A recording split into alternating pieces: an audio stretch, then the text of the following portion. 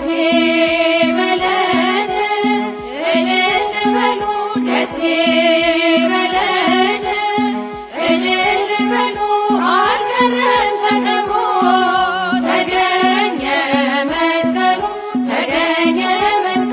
በብርሃን መላት ዓለምን በሙሉ። ሰላም እንደምን ቆያችሁ ውድ የወላይታ ቴሌቪዥን ተመልካቾቻችን፣ እንኳን ለብርሃነ መስቀሉ በሰላም አደረሰን እንላለን። ዛሬ በልዩ የበዓል ዝግጅታችን በኮማንደር በላይ ባቡሎ ቤት እንገኛለን። እዚህ የተገኘንበት ዓላማ አለ። ዓላማውን በኋላ እንገልጽላችኋለን። እሱን ሰርፕራይዝ አድርጋችሁ እንድትይዙ። ከዛ በፊት ግን ከነሱ ጋር ሙሉ ትውውቅ እናደርጋለን። እናንተ ከኛ ጋር እንድትሆኑ አብሮነታችሁን እንድትሰጡ እንጠይቃለን። ኮማንደር እርሱ ጋር መተናል። እስቲ ማን እንበል? እርሱንም የማያውቁ ተመልካቾች አሉ። በደንብ ራሱትን ያስተዋውቁ። እሺ፣ እኔ ኮማንደር በላይ ባቡሎ ነኝ። የወላይታ ዞን ፖሊስ መምሪያ አባል ነኝ። አመሰግናለሁ። ሩት መሰለ እባላለሁ። እሺ፣ አመሰግናለሁ። ሰብለትናንት ቅድስት በላይ እባላለሁ። የባህር ኃይል አባል ነኝ። ዛሬ እንግዲያውስ እዚህ ቤት በሰብለትናንት ቅድስት በላይ ምክንያት ነው እዚህ የተገኘ ነው። ሰብለትናንት ቅድስት በወታደራዊ ማዕረግ በርካታ በባህር ኃይል በርካታ ስልጠናዎችን ለ6 ዓመታት ያክል ስትወስድ ቆይታ በኢትዮጵያ ደረጃ እንዲሁም አካባቢያችንን በማስጠራት ከፍተኛ ኃላፊነትን ተሸክማን የመጣችው ከሷ ጋር በሷ ምክንያት እንዲሁም ከቤተሰቦቿ ጋር ይህንን የበዓል ልዩ ዝግጅት ቆይታ ልናደርግ ልንጫወት ልናወራ ስለ ቤተሰብ ስለ ልጆች አስተዳደግ እንዲሁም እሷን ደግሞ በተመለከተ ህይወቷን በሙሉ በሚዳስስ መልኩ ጫወታዎችን ቆይታዋን ትዝታዎቿን አብረን ከቤተሰብ ጋር ሆነን በዚህ በብርሃነ መስቀል ይሄ ቆይታ ልናደርግ ነው ወደዚህ ቤት የመጣ ነው። እስቲ ወደ ኮማንደር እንመጣለንና ኮማንደር እስቲ መጀመሪያ እንዴት ነው አስተዳደጉ? የት ነው የተወለዱት? ወደ ፖሊስነት ሙያም እንዴት ገቡ? እስቲ ስለነበሩት ከልጅነት እስከዚህ ድረስ ስለነበሩት ጉዳይ በትንሽ ደቂቃ ውስጥ ሀሳብ ያቀርቡልን። እሺ፣ እኔ ሰሜን ኦሞ በሚባልበት ጊዜ ላይ በጋሞ አውራጃ ዲታ ወረዳ ዛዛዳ ቀበሌ አካባቢ ነው የተወለድኩት። ያው የአርሶ አደር ልጅ ነኝ። ከገበሬ ቤተሰብ ነው የተወለድኩት። ከዚህ በኋላ ደግሞ ትምህርትም የተማርኩት አንደኛ ደረጃ እዛው የተማርኩ ሁለተኛና መለስተኛ ደረጃ ትምህርት ቤትን ደግሞ በመማር ቀጥሎ ወደ ፖሊስ ከገባሁኝ በኋላ ነው ትምህርቴን የጨረስኩት። ከዛ በፊት ልክ 8ኛን ክፍል እና ወደ 9 እንደተሸጋገርኩ ነበር ፖሊስ ቤት የገባሁት። ከዛ በኋላ እየሰራሁኝ ያለ ነው ትምህርቴን በመማር ስራ ላይ ያለሁኝ እየጨረስኩት እና በአጠቃላይ ያው የገበሬ ልጅ በመሆኔ ከደርግ መውደቅ ማግስት ኢህአዴግ በሚለው ስም ከመምጣት በፊት ያው ወያኔ በሚለው ወደዚህ የተቀጠርኩት ያውም በመጣ በ3 ዓመት ገደማ ነው እንግዲህ ተመለመል ነውና ከዛ በኋላ ወደ ፖሊስ ገባሁኝ። እስካሁን በፖሊስነት ቆየሁኝ። ምን ያህል ዓመት ቆዩ በፖሊስነት? እንግዲህ ከ30 ዓመት በላይ ነው እንግዲህ የቆየሁት። ያው ወታደር ሆኜ ነው የተቀጠሩት። ከዛ በኋላ በ6 ወር ያክል ወታደር ቤት ሰራሁኝና ሙያው የሙያ ልዩነት ነው እንጂ ተቋሙ አንድ ሆኖ ከ6 ወር ቆይታ በኋላ ደግሞ የትራፊክ ፖሊስነት ምልመላ ሲመጣ በትራፊክ ፖሊስነት ያው እስከ ዛሬ ድረስ ያገለገልኩኝ ያለሁት። ወደዚህ ህይወት ውስጥ ከመግባት በፊት እንዴት ነበሩ አስተዳደጉ? የተወለዱ የታደጉ የሚለው ነገር እስቲ ስለርሱ ባክግራውንዱ ይሻሳብ ያካሉ። እሺ፣ አመሰግናለሁ። ተወልጄ ያደኩት ጎፋ ሳውላ ለዛ ሰይጣን ሰፈር አካባቢ ነው ተወልጄ ያደኩት። አባቴ በጣም ነጋዴ ነው። ከዛ በጥሩ ሁኔታ እግዚአብሔር ይመስገን ያሳደጉን። ቦትሬ ትምህርት ቤት ነው አንደኛ ደረጃ የተማርኩት። ከዛን ደግሞ ሃይስኩል ላይ እኛ ጋር ለዛ ተመርጬ ከዛን የጨረስኩት። ከዛን ያው እንግዲህ እግዚአብሔር ፈቃድ ሆኖ ወደ ትዳር ወደዚህ መጣ። እንዴት ነው ወደ ትዳር ውስጥ ሊገቡ የቻሉት? ከሩት ጋርም እንዴት ተገናኙ የሚለውን እስቲ ከመነሻ ጀምሮ ያለው ወደ ልጆች ከመምጣት በፊት ያው ትዳር ላይ መገናኘቱ ይቀድማል። ያው ትዳር ላይ ከተገናኙ በኋላ ወደ ልጅ የሚመጣውና ወደ ዳርጌ ፖሊስ ማሰልጠኛ ጉራጌ ዞን ወልቂጤ እዛው ለ3 ወር ስልጠና በመውሰድ እዛው ተመርቄ ሰላም በር ነበር እዚህ ቁጫ ወረዳ የተመደብኩት 3 አመታትን እየሰራው እያለ እዛው ያው የትዳር እንዳልከውም አሁን ባለቤቴ ያኔ ተማሪ ሆና እዛው ስትማር ነበረች። በዛው እኔም ስራ ላይ ያለውኝ እሷም ትምህርት ቤት እየሄደች በዛው ትውውቅና መግባባት ወደ ትዳር ተመጣ። ያው እስካሁን ደግሞ ያው እንደ እግዚአብሔር ፈቃድ አለን ማለት ነው። መጀመሪያ የተገናኙበትን ሁኔታ ያስታውሳሉ? እንዴት ነበረ? አልደረስኩም ነበር ለትዳር በጣም ልጅ ነኝ። ያው ሰውነቴም ረጅም ግዙፍ ስለሆነ ሁሉም እዛ በትዳር ሲያስቸግሩ ፋዘር እንደውም እስቲ ልጅ እዛ ሰላም በር ላይ ሲስተር አጠገብ እንድትማር በማለት ወደዛ እየተማርኩ እያለሁ በቃ እኛ ቤት ትልቁ እህታችን እዛው ሰላም በር ላይ አስተማሪ ነበረች። አደራ እያለች ለሱን አንዳንዴ እሷ ለስራ እየሄደች ስለምረፍድባት ሸኛት እያለች ለሱ አደራ እየሰጠችው ትሄድ ነበር። በዛ ነው በቃ በብዛት እሱ እየሸኘን ስመጣም ይቀበልኛል። በዛ መግባባት መጣ። ያው እንግዲህ እስከዛሬ እግዚአብሔር ይመስገን። ምን ያህል አመት ቆዩ በትዳር? በትዳር ከ5 አመት በላይ ሆኖናል። እግዚአብሔር ይመስገን። እኔ ልጆች አሉ። ከዛ ወደ እሷ ሄደን አንዳንድ ሀሳቦችን እናጋራ። እንግዲህ አንድ ወንድ ልጅና 3 የሴት ልጆች አሉ። በሴት ልጆች ታላቅ እንግዲህ ቅድስት ናት። 4 ልጆች ናቸው ያሉ። እስቲ ወደ ሰብለ ትላንት ቅድስት ጋር እንሄዳለን። ሰብለ ትላንት ቅድስት በላይ ማን ናት የሚሉ ተመልካቾች አይጠፉም። እስቲ ለተመልካቾች ግልጽ በሆነ መንገድ ሰብለ ትላንት ቅድስት በላይ የሚለውን ማን እንደሆነ እስቲ ለተመልካቾች የተወለድኩት እዚህ ወላይታ ሶዶ ነው። እድሜ ለትምህርት ሲደርስ ትምህርት ቤት ገባው። ሃይ ስኩልም ፕሪፕም አንደኛ ደረጃም ብዙ ነው ተምሬ የጨረስኩት። አጋጣሚ ያው ውጤት መጣ። የደረጃ ተማሪ ነበርኩ። ጥሩ ትምህርት ላይ ጎበዝ ነበርኩና ውጤት መጣ።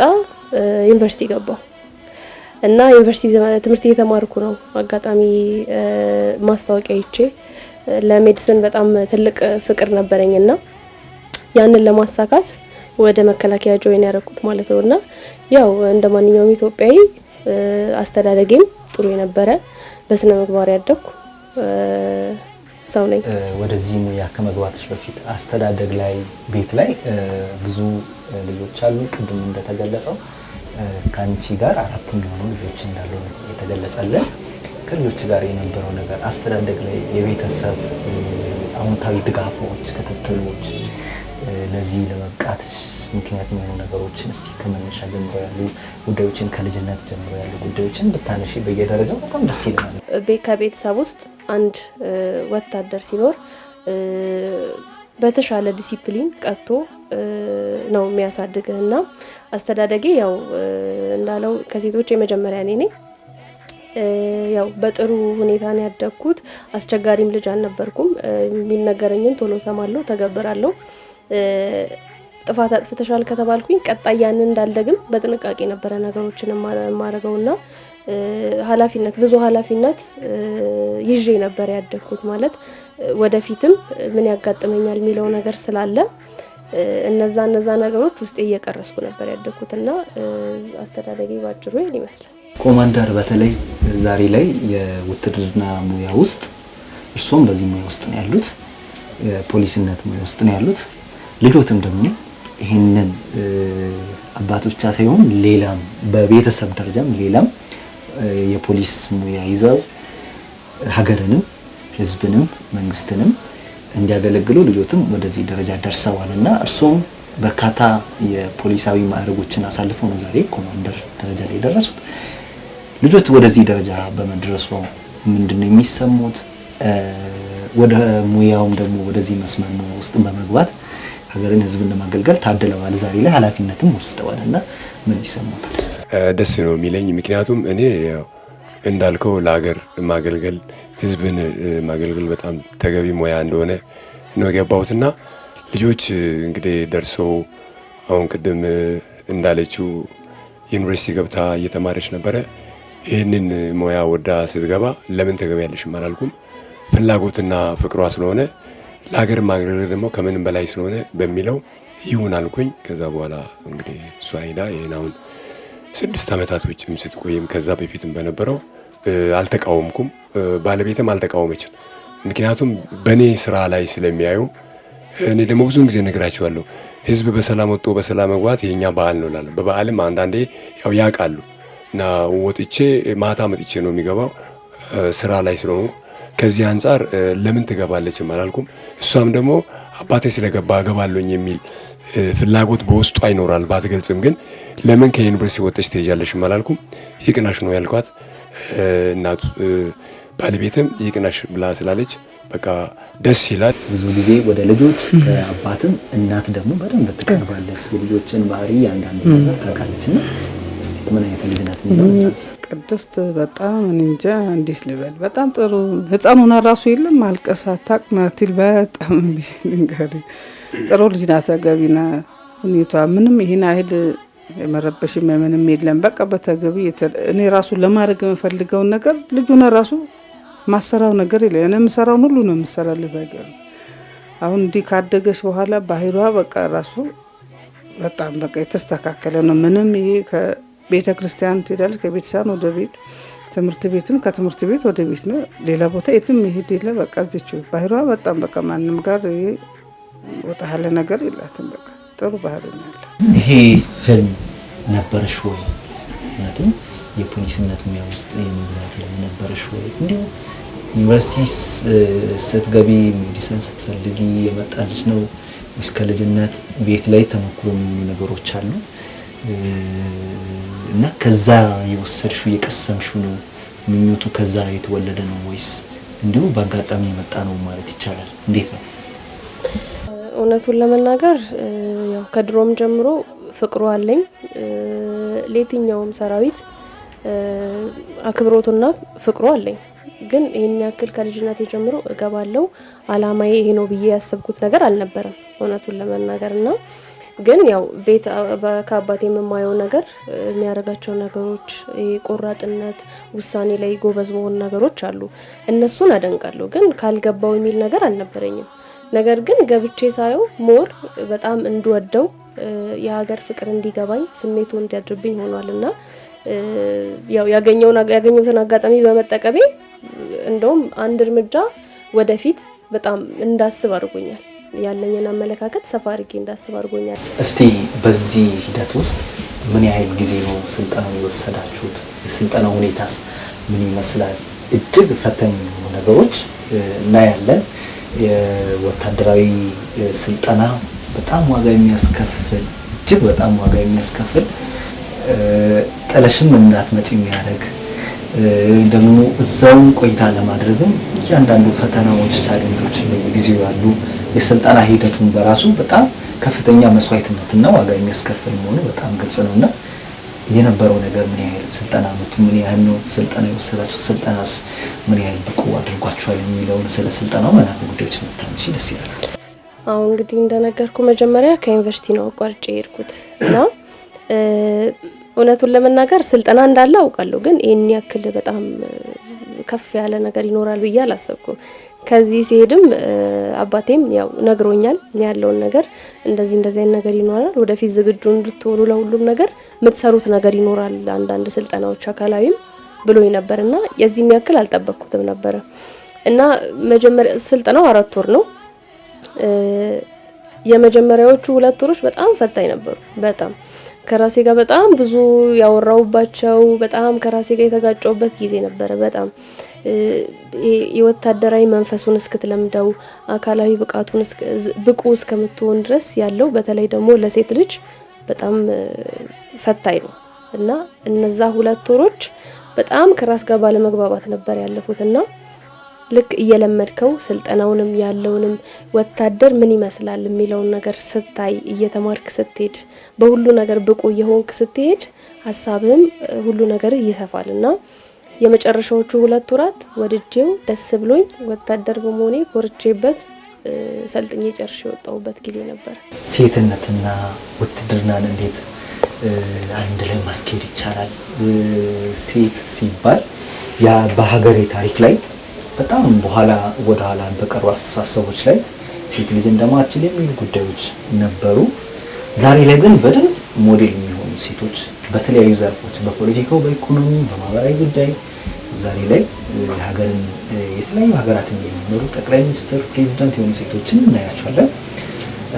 ደግሞ ውትድርና ላይ ያሉ ቅድም ፈተናዎች አሉ፣ ቻሌንጆች አሉ፣ ሂደቶች ላይ የሚያጋጥሙ ብዙ ሁኔታዎች አሉ። ነገር ግን እነዚህን ማለፍ ደግሞ በሴትነት አቅም ከባድ የሚሆኑ አሉ። ከወጣትነትም ጋር የሚጋጩ ነገሮች አሉና ሴትነትና ውትድርና፣ ሴትነትና ይሄ የፖሊስነት ሙያ እንዴት ማስተዳደር ይቻላል? እውነት ነው። ያው በተለምዶ ብዙ ጊዜ ሴቶች አይችሉም የሚባል ነገር አለ እና ዋናው ምንድነው አስተሳሰብ ነው።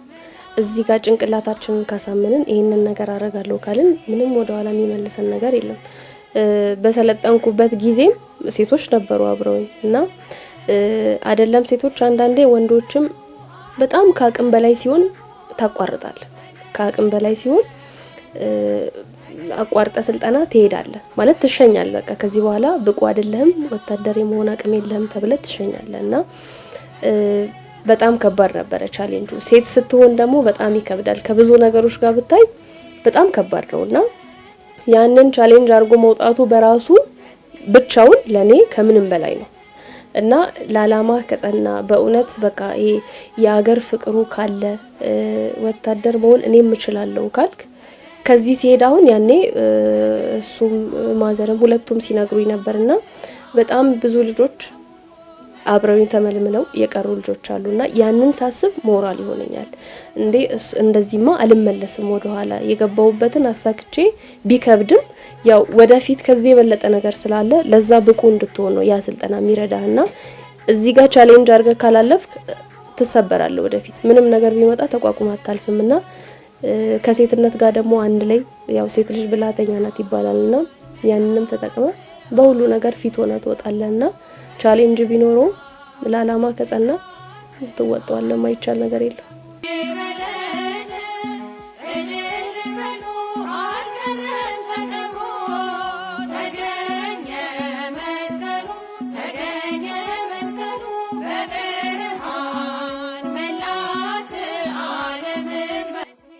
ተመልካቾች ቆይታችን እንደቀጠለ ነው።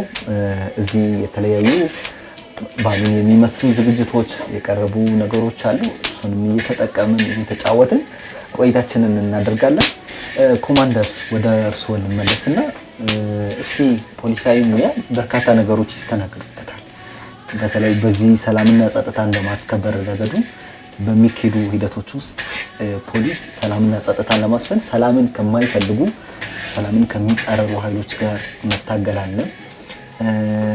በተለይ ይሄ ወንጀልን የሚፈጽሙ አካላትን መያዝ፣ መቆጣጠር ተገቢ ደግሞ እርምጃም እንዲወሰድባቸው የማድረግ ስራዎች አሉና በዚህ ሂደት ውስጥ ምናልባት ሌባን ከመያዝ እንዲሁም በዚህ ሙያ ውስጥ ደግሞ በሚያልፏቸው ሂደቶች ውስጥ ያጋጠሙ ነገሮች ባሉን ስለሆነ ጫውታም ሊሆን ያጋጠሙ ነገሮች ካሉ ወደ ትራፊክ ፖሊስ ቢመጣ አንድ አደጋ አድርሶ የሚመጣ ተሽከርካሪ ቢደወልልና ተደውሎልንም ያውቃልና መንገድ ላይ እንዳስቆመን የተደወለውን ቀጥታ እናውራም ትሪት እናደርጋለን፣ እንዲቆም እናደርጋለን፣ ሰላምታ እንሰጣለን፣ መንጃ ፍቃድ እንጠይቅና ከዛ በኋላ እያዋዛን አይ ጣቢያ ላይ ስለፈለኩኝ እስቲ አድርሰኝ በሚል ነው ተነግሮ የሚደርሰው። ምክንያቱም እዛ ላይ ፈጽሞ የመጣ ወይ ሰውን ገጭቶም ገሎም ሊመጣ ይችላልና ሲደወል ሰውን ገላል ቢባል የቆምኩ አንተንም ከመግጨት ወደኋላ ስለማይል በዚህ አይነት በጥበብ ሰላምታ ሰጠው መጀመሪያ አስቆመው በተገቢው ቀኝ ረድፉን ይዞ ቆመ በኋላ ሰላምታ በመስጠት መንጃ ፍቃድ አለ ወይ ሲል መንጃ ፍቃዱን ይሰጣል። ካየ በኋላ ሁሉ ነገር ተሟልቶ ለማንኛውም እስቲ ጣቢያ ለምን ሊል ይችላል አይ ጣቢያ ደርሰን እንመጣለን በሚል በሰዓት ላይ ምንም ያንን ስለማያስብ እንደዚህ አይነት ነገር ግኝትም እንዳለ ብዙም ላይረዳም ስለሚችል ይሄዳል። በሚሄድበት ሰዓት ላይ እዛው ጣቢያ ላይ በማድረስ ቢሮ ላይ በማስገባት ይሄን ድርጊት ፈጽመሃል ሲል ወይኔ አይደለም ይላል ወይ ሌላ ነው ይላል። ብዙ ነገር አለ። ስለዚህ የተደራጀ አኳኋን እንዲሆን በእኛ ጋር የተፈጸመ ስላይደለ ከሌላ ጋር ተደውሎ ስለሆነ በዚህ ልክ የሚያዝበትም ሁኔታ አለ። አንዳንዴ እንደገና ወደ መንጀል መከላከልም ሲከር ደግሞ አንድ ገጠመኝ አለ። አንዱ ፖሊስ አባል አሁን ጡረታ ወጥቷል።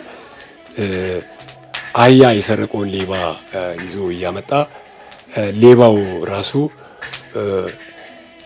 ፖሊሱን እኔ ሽንት ሸንቼ እመጣለሁ ለማምለጥ ስፈልግ ነው ሽንት ሸንቼ እመጣለሁኝ ብሎ አህያውን ለፖሊሱ እንዲይዝ ያደርጋል። ገመዱን ፖሊሱ ያዘ። በኋላ ላይ ለሽንት ሄጄ እመጣለሁኝ ብሎ ሲል ሄዶ በዛው ቀረ። አሁን ሌባው ነው ሌባ ወይስ ፖሊሱ ነው ሌባ? እንዲህ አይነትም ነበርና ይሄ ለኛ ለተሞክሮ እና በሰዓቱ እኛም በግምገማ በተለያየ ነገርም ስቀን አልፈናል። ነገር ግን ፖሊስ ሊሸወድ አይገባም። እርሶ በዚህ በትራፊክ ፖሊስነት ዘርፍ ነው ያሉትና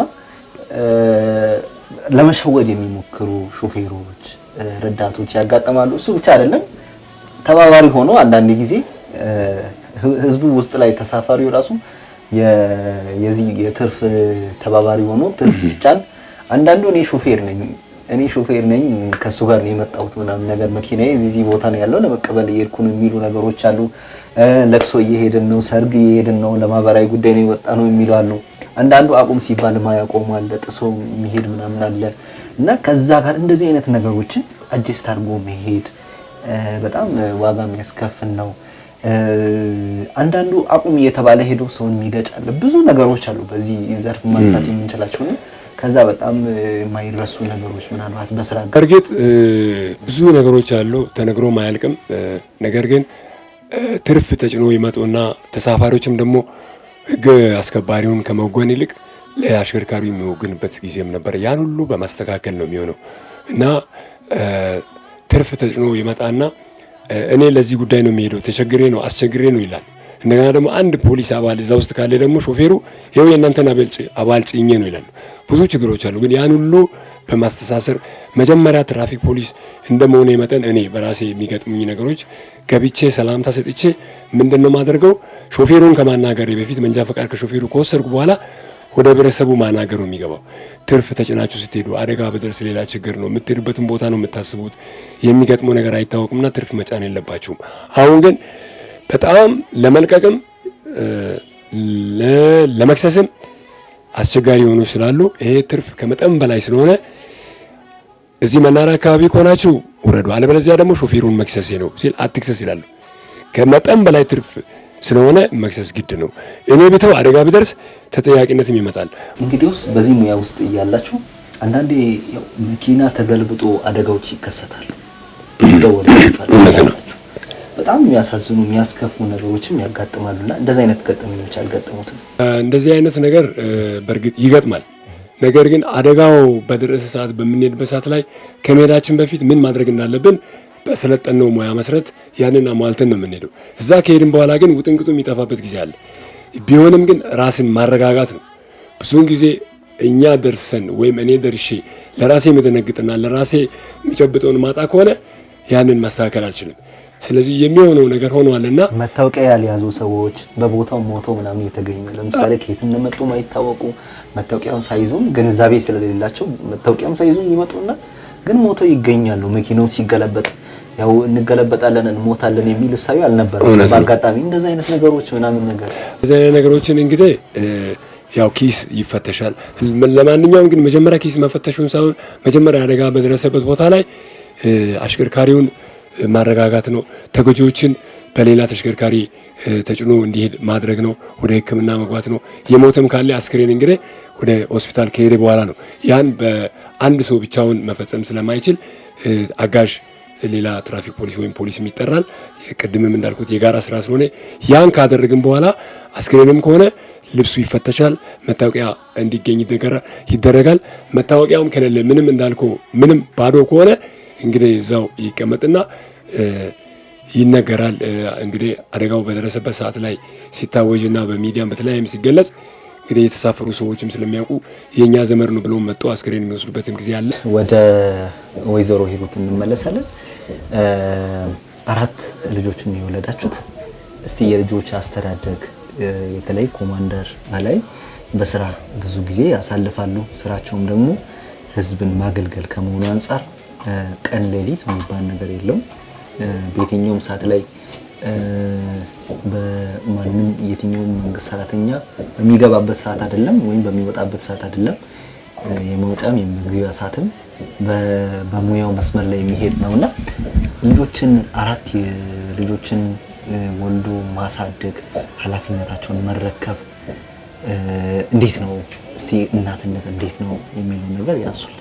በጣም ይከብዳል። ያው የሱ ስራ ባህሪ ጠዋት ወጥቶ በዓል ሆኖ አብዛኛው ቀን ምንም ቀን በጠዋት ነው የሚሄደው። ጠዋት ወጥቶ ያው ማታ ስለሚገባ ምሳ ሰዓትም አጋጣሚውን አልፎ ይመጣል።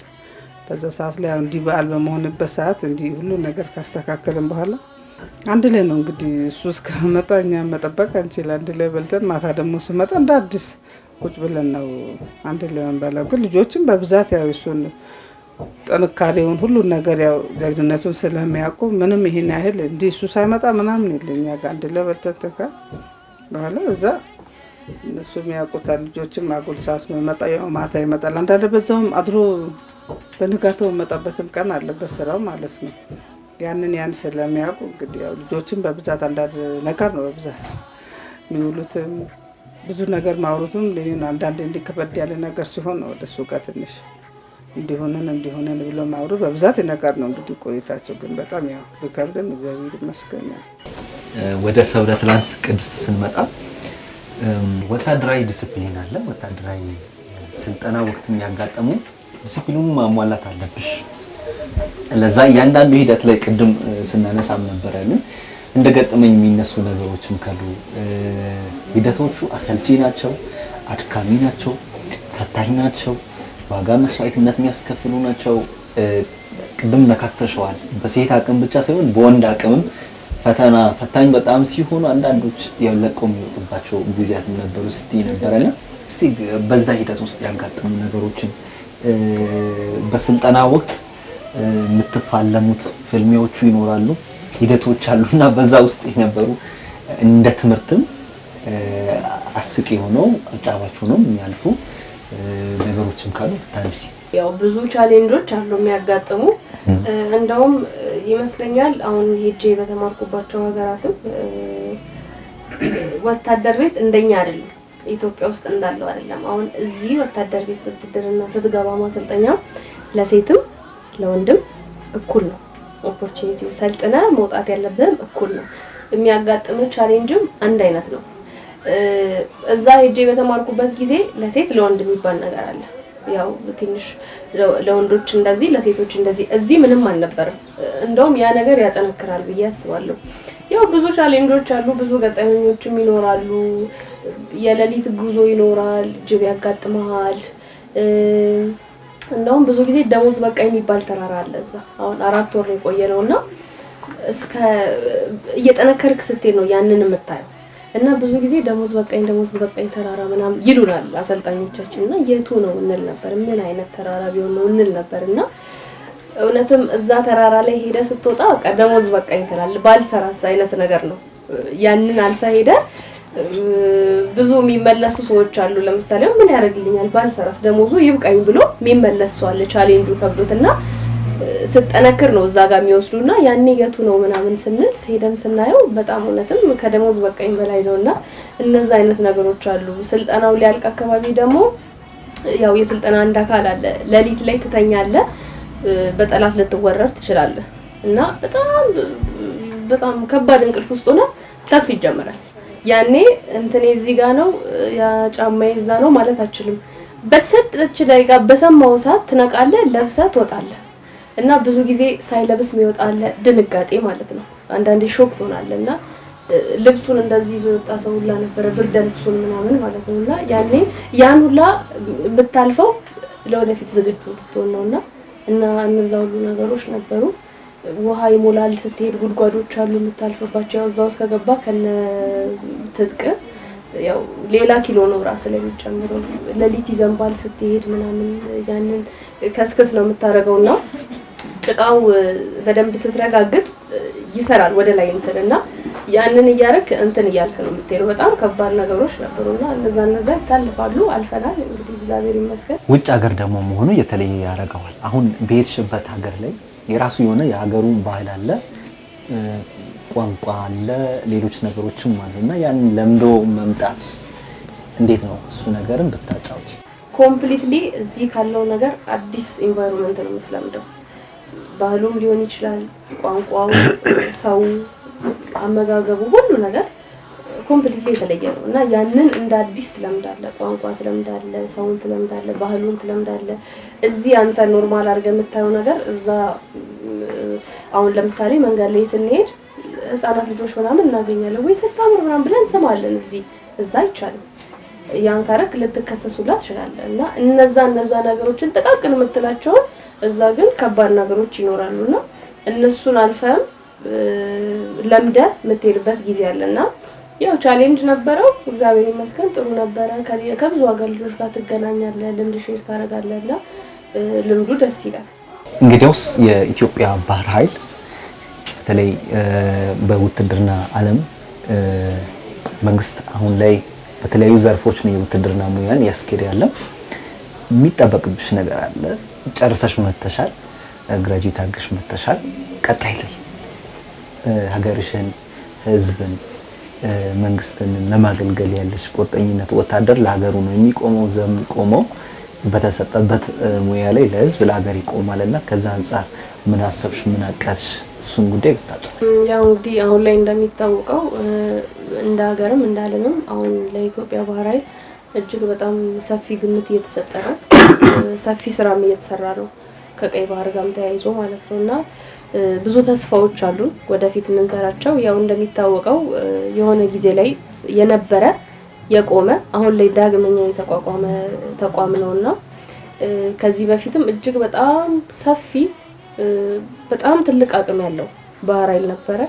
ያ የሆነ ጊዜ ላይ ቆሟል። አሁን ደግሞ ዳግመኛ ጀምረናልና እኔ እንደ አንድ ሴት እንደ አንድ ወታደር እንደ አንድ ኢትዮጵያዊት በጣም እድለኛ ነኝ እዚህ ነገር ውስጥ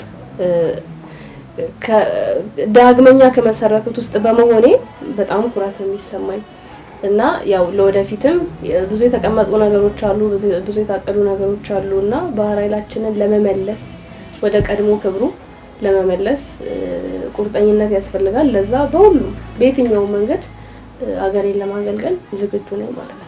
ተመልካቾች በኮማንደር በላይ ቤት የነበረን ቆይታ ቀጥሏል። በተለይ አሁን ደግሞ የቤተሰብ ቁጥርን ጨምሮ ዘመድ እህቶች ጓደኛዋ እንዲሁም ገብተዋል። ከነሱም ጋር ቆይታ እናደርጋለን። ጥቂት ደቂቃ ወደ እህቷ እንመለሳለንና እስቲ ማን ነው እስቲ ተወቅ?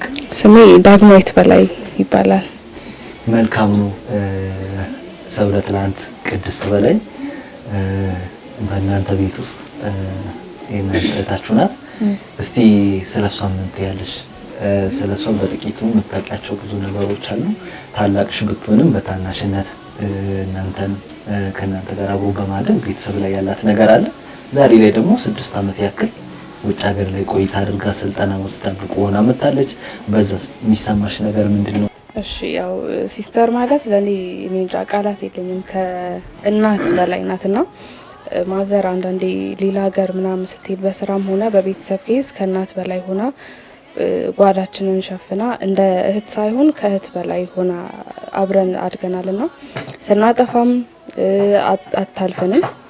እንደ እህቷ እንደ እህትነት ትመክረናለች፣ ትገስጸናለች እና ደግሞ ብቻ በጣም አሪፍ ሲስተር ናት። በጣም ወዳታለሁ። ዛሬ ላይ እዚህ በቅታለች። ምን ተሰማሽ?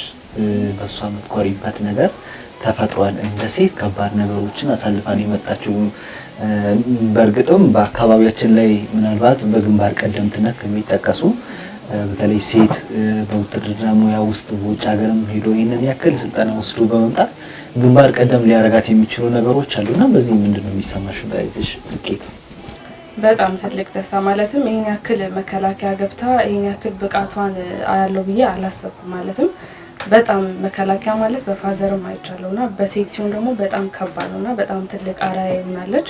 እሷን ተከትዬ እሷን ፈለግ ይዤ እንዳድግ አድርጋኛለችና ጥንካሬ ምን ያክል ለሴት ልጅ ጥንካሬ አልፎ መቆም ለዚህ ደረጃ ያደርሳል ብዬ እሷን አይቻለውና በጣም ትምህርት ቤቴ ናት ማለት ትችላለህ። የቤቱ መጨረሻዋ ልጅ ነሽ።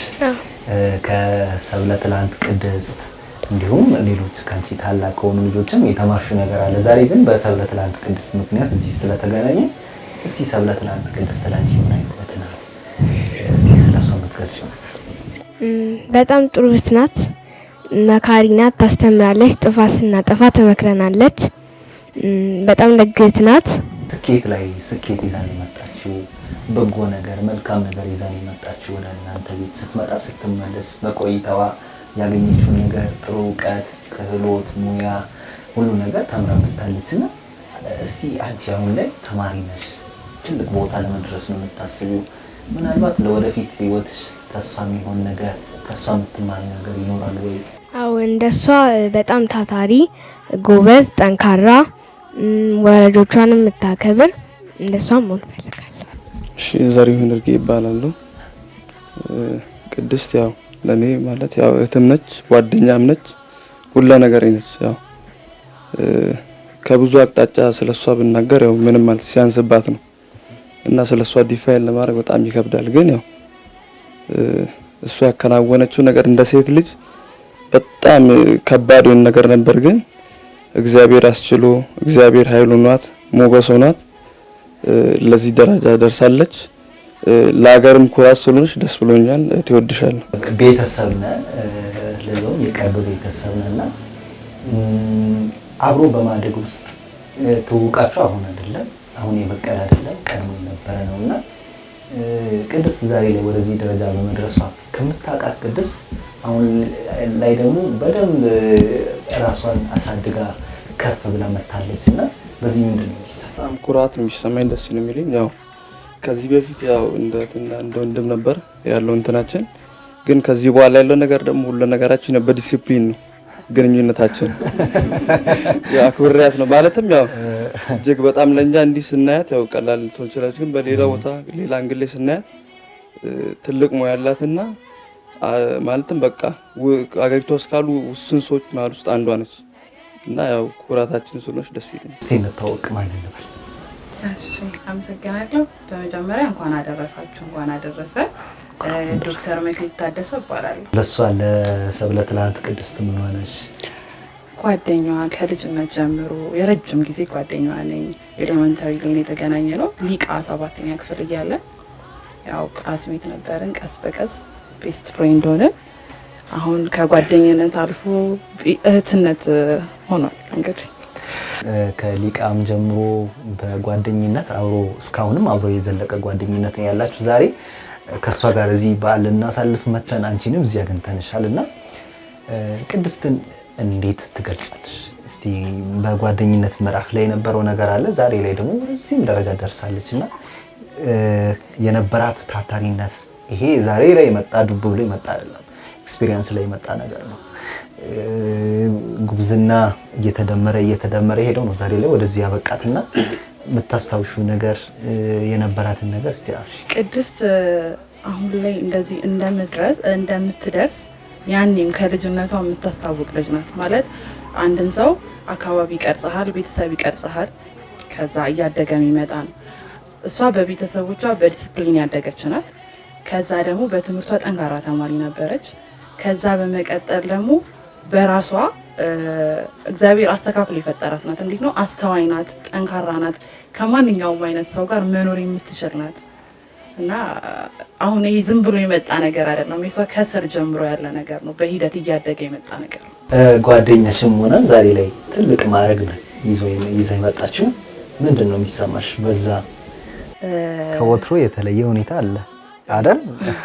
ድሮም በታቂያት ቅድስት አይደለችም። ዛሬ ማዕረጓንም ጨምራ ሰብለ ትላንት ቅድስት በላይ ተብላ ነው የመጣችው። እውነት ነው። እሺ፣ በዛ ምንድን ነው የሚሰማሽ? ያለሽ ቦታ ምናምን ነገር እሷ ለዚህ በመብቃቷ ለኔ በጣም ኩራቴ ናት። በጣም ነው ደስ የሚለኝ፣ በጣም ነው ደስ የሚያለኝ። ምንድነው ጓደኝነታችን ላይ ምንም አይነት ነገር እንትን የለውም። እንዴት ነው ስለ ያው ማዕረጓ አለ፣ ጓደኝነት ነው አይደለ? ግን አከብራታለሁ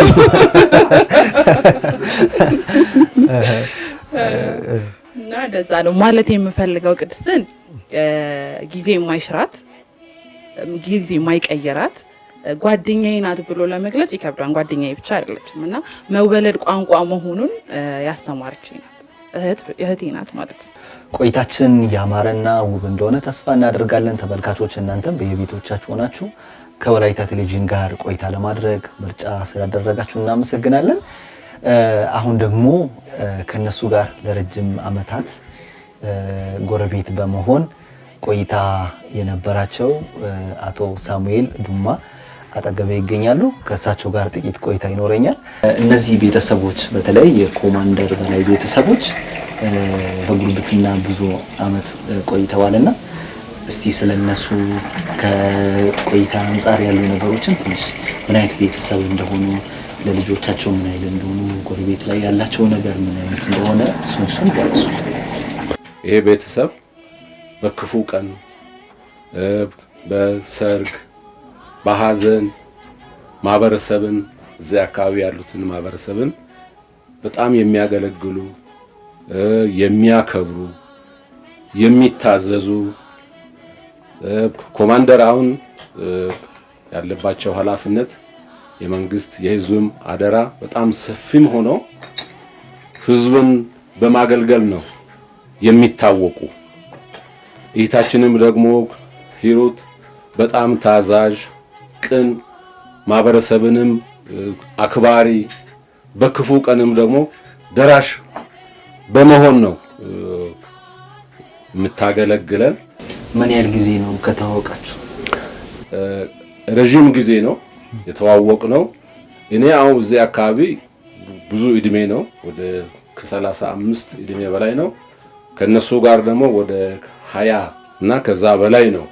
እኛ በጉርብትና ተሳስረን በአንድ ማህበረተኝነት ሆነን በአንድ ሰፈር ሆነን በክፉም በደጉም ተደራርሰን ተጠያይቀን ያለነው ይሄንን ያክል ጊዜ ነው። አቶ ሳሙኤል በተለይ ሰብለ ትናንት ቅድስት አስተዳደጓ ሁሉ እዚህ አካባቢ ነው። በጉርብትና በደንብ ማን እንደሆነች ያውቋታል። ዛሬ ለዚህ ደረጃ ደርሳለች።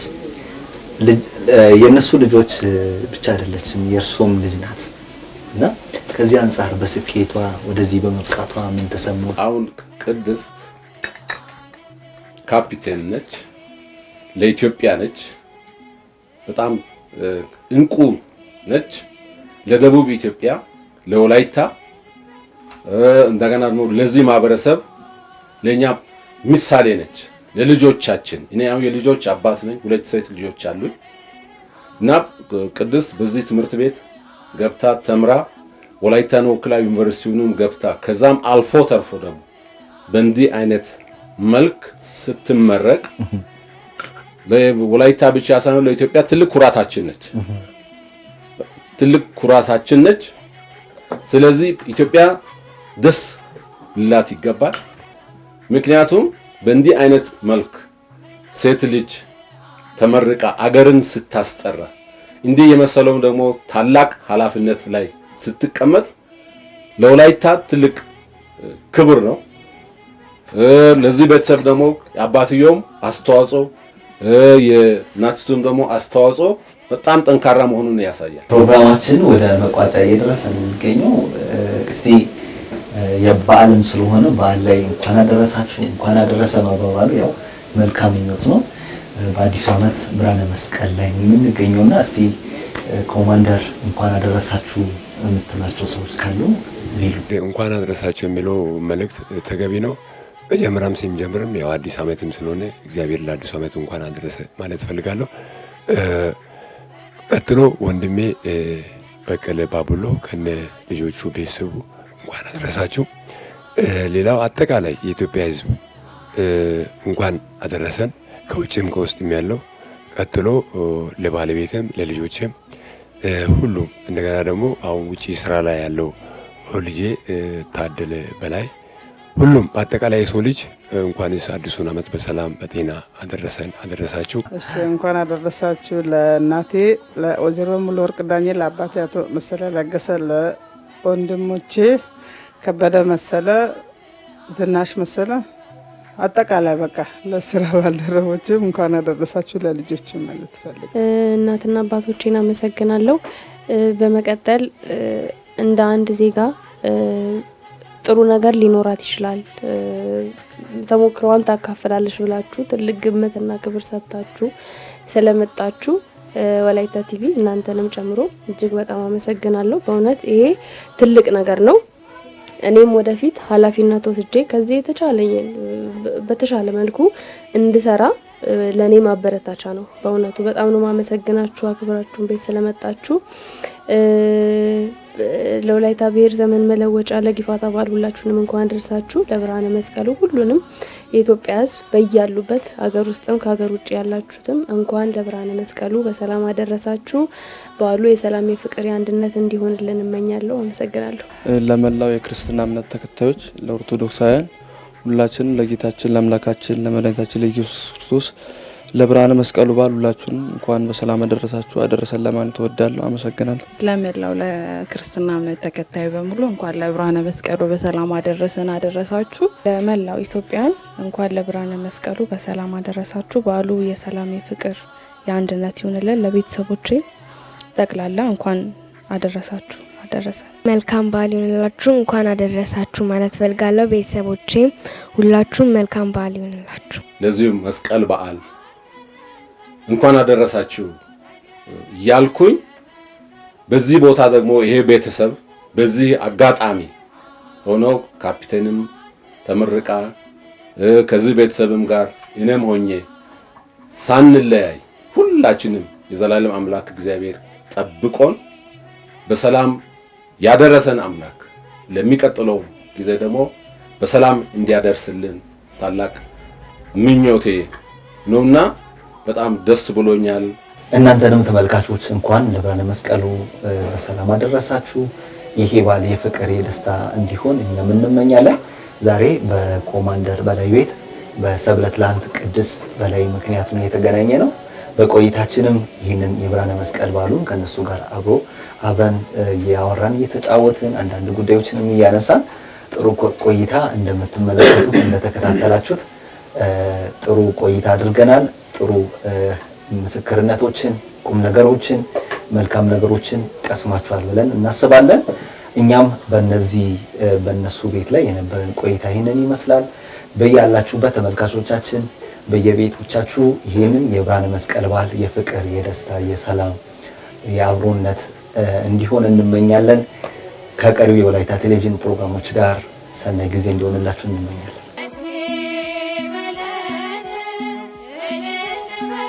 ደስ